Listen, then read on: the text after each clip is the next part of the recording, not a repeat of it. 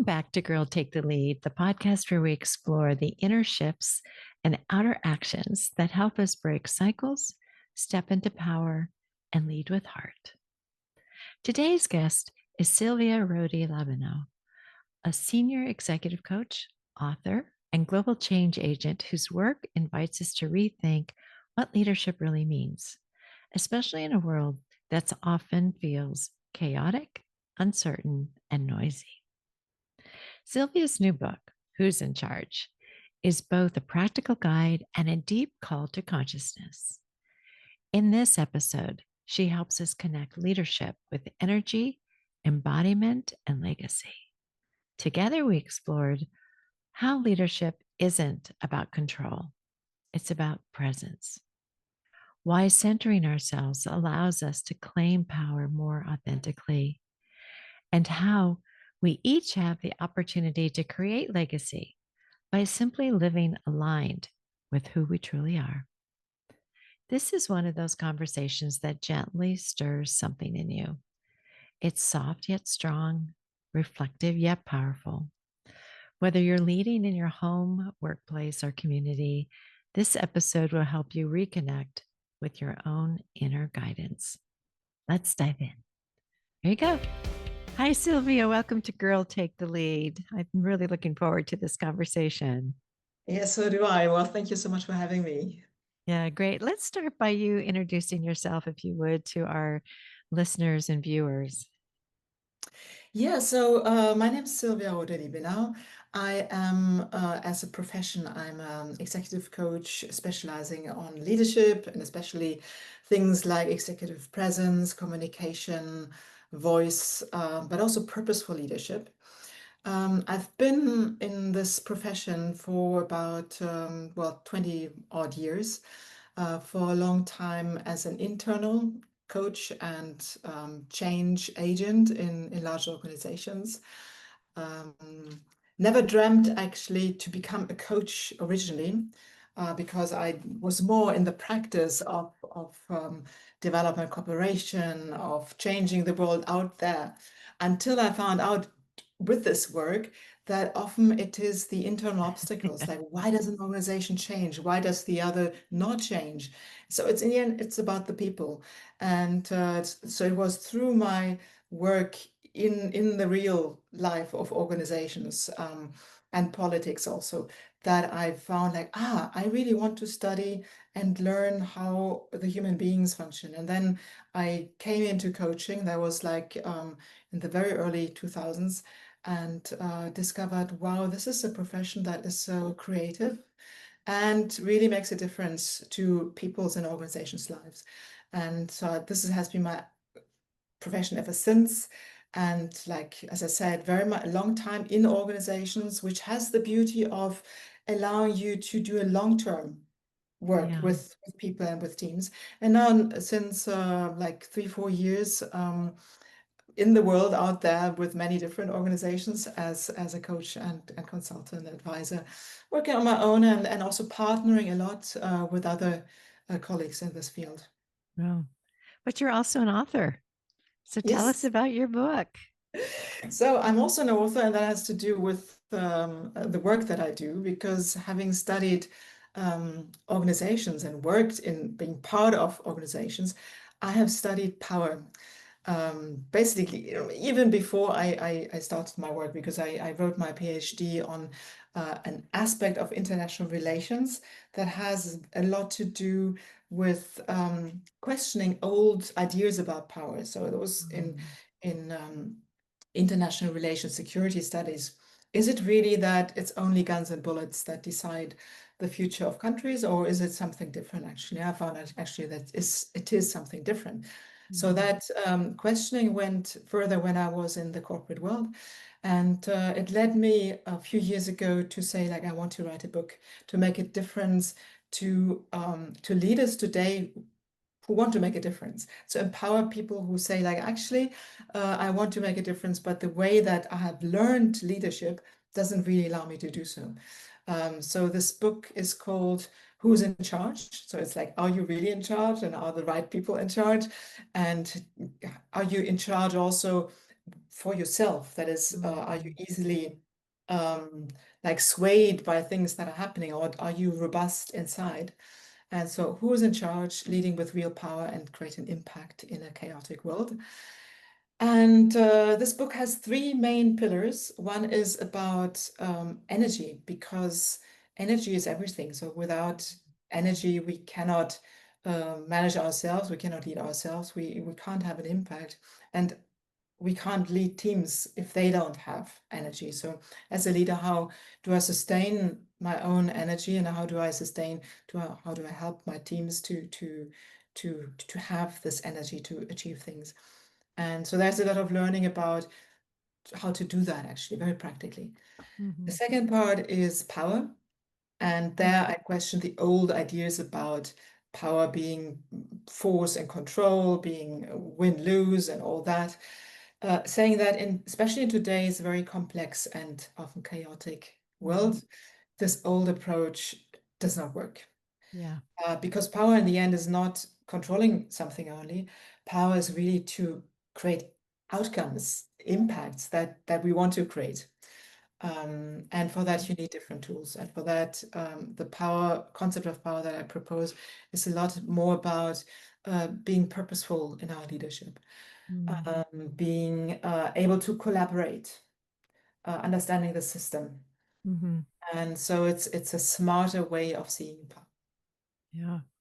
And then finally, there's the third pillar, which is about like combining success with fulfillment, and it's called legacy. Mm. So, how does I know you have a passion for thought leadership, and how does that fit into the pillars, into your concept there? Well, thought leadership is about um, being part of shaping our world. No, Hmm. we can do transactional work where we create things that are immediately useful, or we help things in the immediate, as I do as a coach. And then we can be thought leaders where we give our thoughts, our 10 cents, to say, well, is the world like this, or is it like that? And what can we do, and how can we think and be so that things happen in the best possible world way out there in the world? And for me, that is thought leadership, and part of my world work is to do exactly that, Mm. to contribute my 10 cents to how do we think about the world, and how can we um, make a difference by the way we think and by the way we act. It sounds like at the core of that are questions, like being able to ask the question and have an observation about the question. And is that, do you see it like that too? Very much so. I mean, it was Einstein who said, if I have 1 hour, I want to spend, I don't know the numbers he said, but I want to spend 45 minutes like asking the question, having the right question, and then I will use the last 15 minutes to answer them. Uh-huh. Because it's by asking questions that we really perceive things how they are, and then we can have answers. But if Mhm. we try to find solutions immediately, we can be completely beside the point. No, we work, Yeah. work, work, but it's actually, we are not, like, we're climbing up a ladder, but it's a ladder against the wrong wall. So asking the question, what actually is the right wall against which to lead my ladder here? And then we can work ourselves up the ladder. But first ask the question. Yeah. And then the spiritual dimension seems to play a role in your third pillar, but I'm also thinking energy has a lot to do with spirituality. And so, does it kind of weave itself in all of those pillars? Yeah. For me, spirituality is something very important. It doesn't mean that we have to light candles and dress in a certain way. It is really about the awareness of being part of something larger than our little self. Mhm. And you mentioned energy. Mhm. That also means that in the end, we are all energy. And being aware of energy, since we become more permeable, like more sensitive to what is actually like going on inside us, And so energies are emotions are energy and motion, so our own emotions, for instance, or the energy in a room that we enter. That is in a sense spiritual because it's about awareness of something that is like of a finer nature than like the like this is a glass, I can touch it. Mm. But what is actually, for instance, the energy that is in your room, like where you're sitting now? Mhm.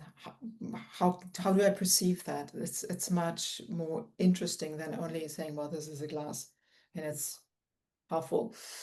Um, Mhm. and then spirituality is also what I said, being aware that we are not our little body and Mhm.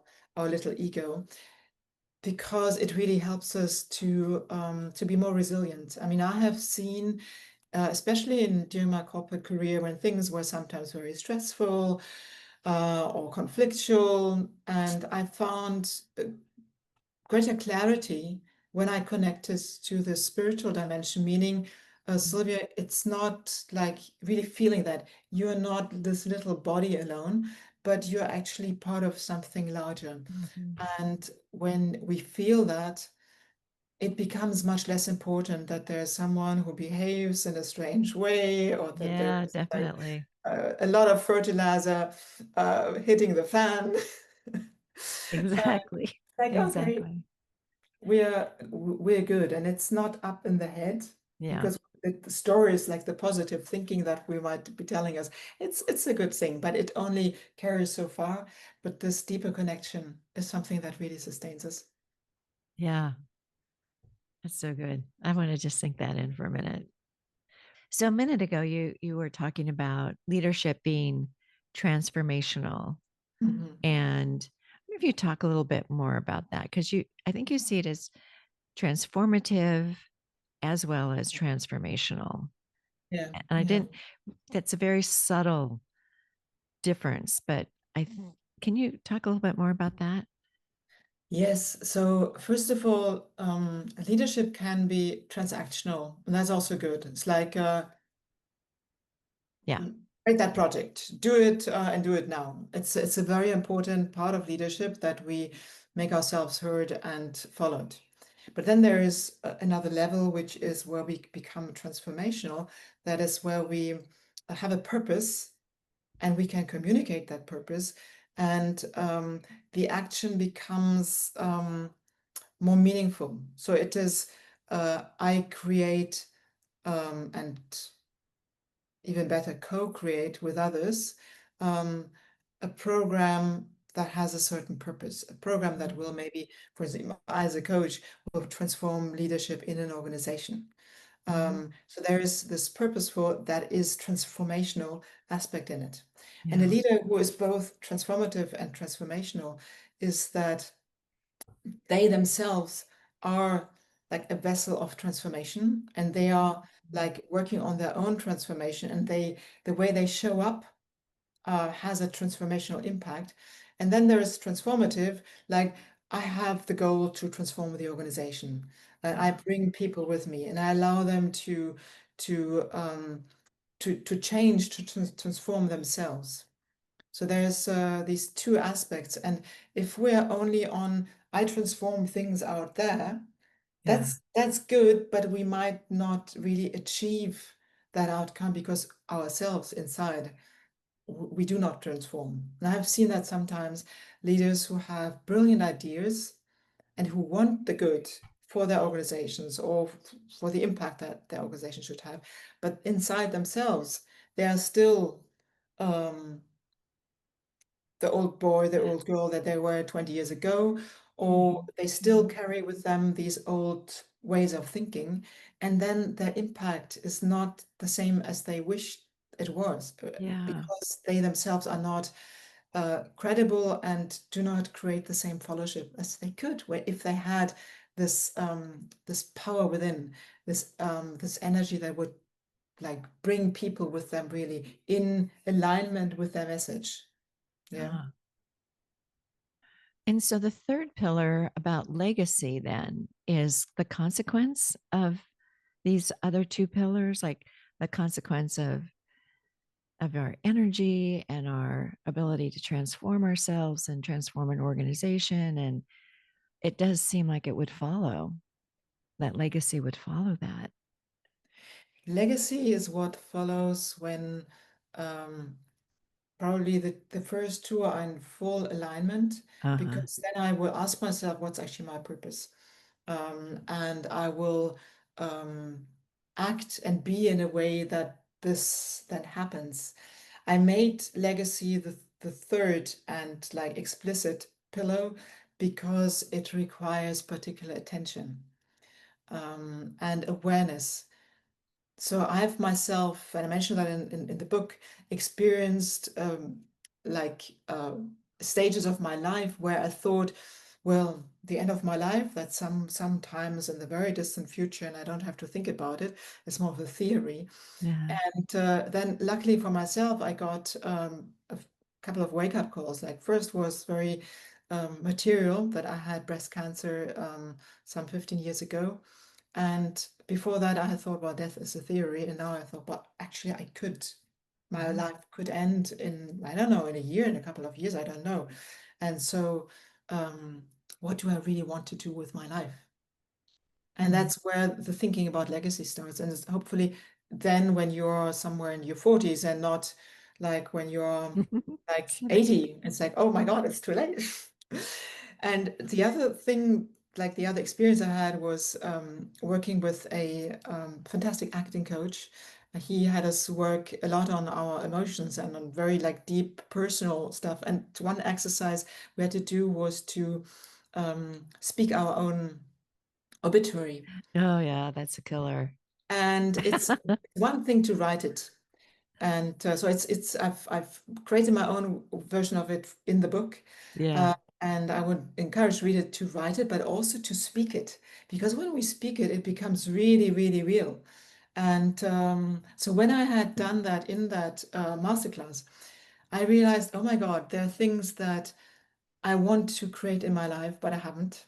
And there's ways I want to be, and I'm not yet there. So Sylvia, Get get going. going. I've had And that conversation with myself as well. Like, yeah, it's the time is now, yo. You exactly. gotta get on it. It's like you don't know about tomorrow. Just do it full out. Just try it. Can always change it. Exactly, exactly. And it's like thinking specifically about legacy. And with that, I do not mean that you have a building named after you or something like Mhm. that, or money, which sometimes people think is about legacy. What I really mean is, who do you want to be, like, Mhm. as who do you want to be remembered? And who do you want to remember yourself as when you are lying on your deathbed? Really think you're, well, I don't want to go yet, or maybe I'm okay with going, but actually I can be content with who I Yeah. am. And I think that's so fundamental in our lives. Well, I think it would be a good time to um, read that section in your book about deliberate practice because I think it's it It it fits. makes sense. Yeah, it Yeah, has we a talked nice about flow. that, so I'm Yeah. happy to read that. Thank Uh, you. so that is called Leadership Mastery Through Deliberate Practice. In my activities as an artist, musician, dancer, and in sports and martial arts, I have learned the value of mastery and the importance of deliberate practice for achieving it. The same applies to leadership. It is useful to draw on science to understand the mechanics of leadership, but our intellectual knowledge alone will not make us successful as a leader. This is because most concepts of leadership are easy enough to comprehend on an intellectual level, but challenging to put into practice on an emotional and social dynamic level. The question of who's in charge, so my book, thus also plays out within each of us. Our own unconscious biases, beliefs, and fears driving our show, or is our conscious self at charge, allowing us to take perspective, assess situations, and choose our behaviors and communication intentionally and effectively? So, which one is it?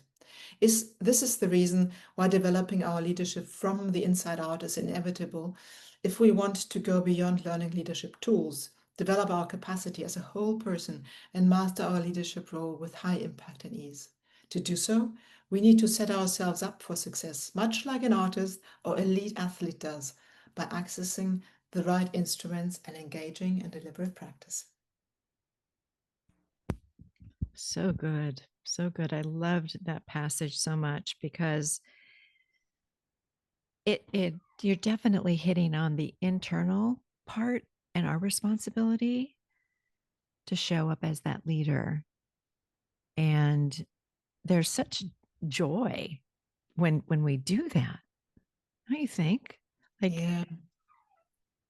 It's joy. Actually, joy comes from really diving into something, as any artist or athlete will confirm. It's like sometimes it's hard work, but it's also like the joy of being in the zone in a certain way.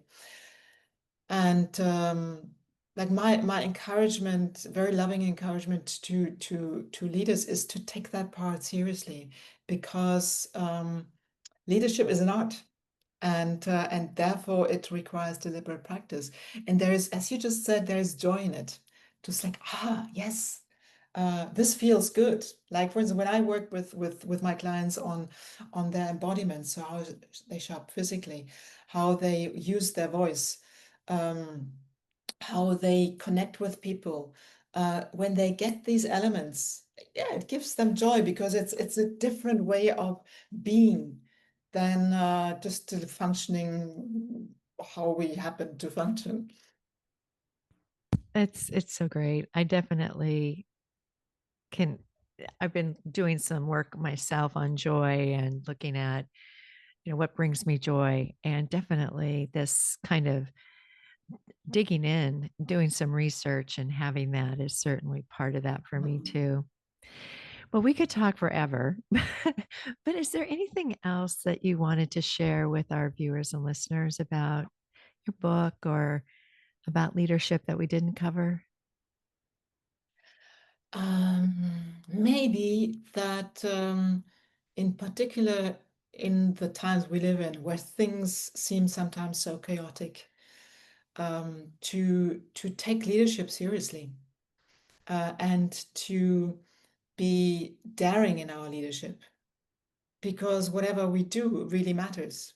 And it can Mhm. be on a small scale or on a big scale. So to choose our actions, Mm. because these actions actually then, when they are a choice, they will make a difference. Rather than saying, well, they gave me that task, or I'm in this role and this is how it has to be, that in each moment and every day we think, well, is that something that I stand for, Mm. and that I believe in? And using our skills in leadership uh, to make the impact that we really want to make, rather than go with the flow to say, I'm here actually to make a difference. Mm. And not to believe that, no, it's not possible, you're too small, you're too unimportant, you're just part of the system. And Mm. even sometimes when people are very high up, they say, well, I can't change that because can't be changed, etc. To really check in with ourselves is like, legacy. Will I be proud of myself looking back to the way that I've handled the situation today? Have I Mm. spoken up? Have I taken the action that I can be proud of? Yeah. I can remember back that there are some actions today that I have had to make amends for quite a bit just because I didn't speak up and I didn't, it's an important element for sure. And you see, when we have that awareness, and I mess up every single day, Yeah. but having the awareness, I say, Sylvia, this was not good enough. And so I have the ability to improve. So it's Yeah. this awareness that kind of keeps us going in the right direction, not to Yeah. judge ourselves harshly if we Yeah. fail. Well, I think humility is definitely an attractive trait in, in leaders. So I'll go with that. So, Sylvia, how can our viewers and listeners find you, follow you, get your book?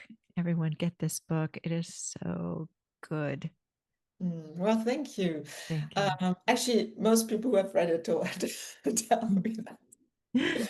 And so people can find me very easily on LinkedIn, Sylvia Rohde-Liebenau. And there also you will find my website. The website is smartpowermethod.com. It also gives you access to a very simple scorecard where you can check on where are you in your way of using power and where could you maybe focus on to improving. And there you also get a link to the book. And the book you also find anywhere on Amazon, also in some bookstores, but the easiest way is via Amazon. Great. So, what would you tell your 20 something self today, Sylvia? Oh, I know. and well, we talked about um, fulfillment and legacy. To 20-year-old, I wouldn't speak about legacy, but I would say follow your bliss. And in Mm, a way, it's what I've done in my life. But I often ask myself whether that was the right thing.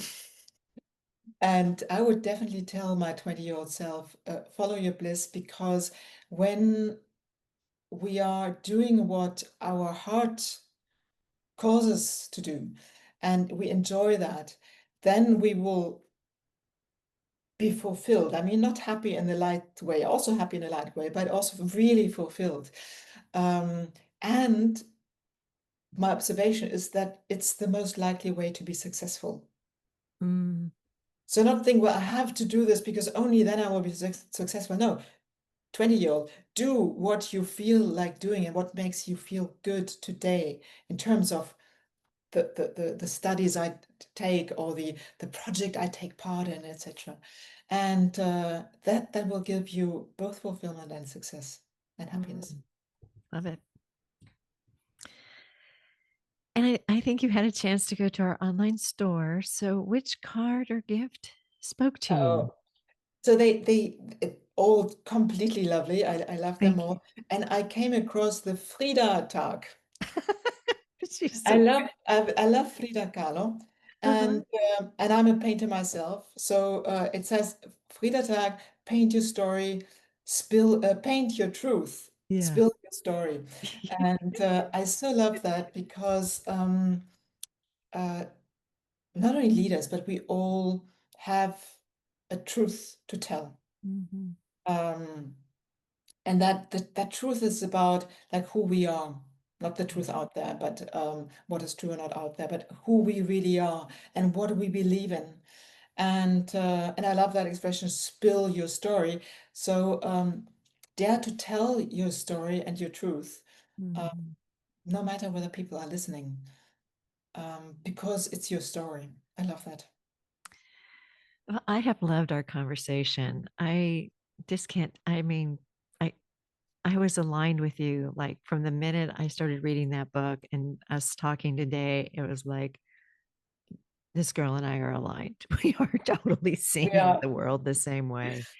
So thank you so much for coming and for writing your book and for sharing so much of your story. It's I know it was personal and deep and wonderful. So thank you. Thank you for that.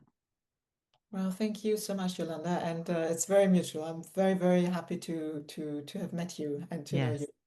Thank you.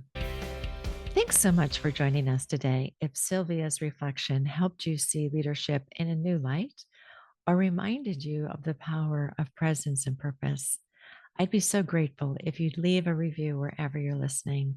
Your support helps even more people discover these heart forward conversations. If you know someone who's wrestling with questions of power, energy, or their place in this world, send this episode their way. Sylvia's wisdom might be the very thing they need to hear. Want to keep the conversation going?